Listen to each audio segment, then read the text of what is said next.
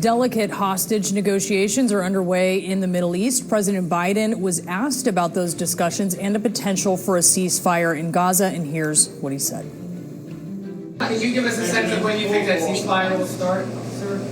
Well, I hope by the beginning of the weekend. The end of the weekend. At least my national security advisor tells me that we're close. We're close. It's not done yet. And my hope is by next Monday we'll have a ceasefire.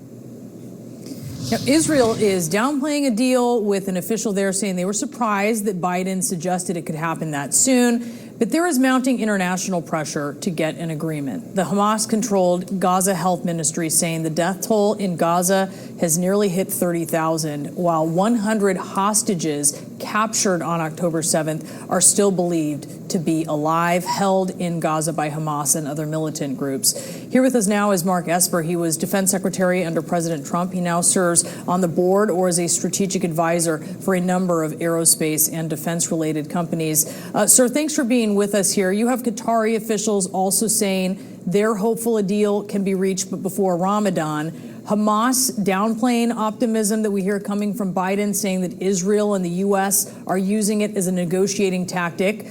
What is your read on a potential ceasefire? Yeah, well, good afternoon, Brianna. Good to be with you. Yes, what's interesting is both Israeli officials and Hamas have said that they didn't know what President Biden was talking about. And in fact, the Israeli official was particularly surprised that he used the word ceasefire as well, because, of course, they don't want a ceasefire. They're looking for words like temporary ceasefire or a pause in fighting. So there are two concerns there. Look, on one hand, maybe it is close and nobody wants to talk about it because it is so close. A cynic might say that President Biden said that because we're on the eve last night of the Michigan primary, where words like that would resonate well with Arab Americans and Muslim Americans.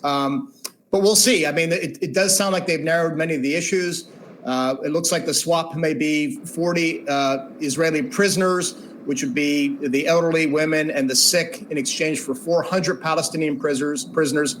I think the big issue was who among those Palestinian prisoners would it be? Would it be senior former leaders? Would it be people convicted of murder, which are all red lines for the Israelis? But we'll see what happens here in the coming days.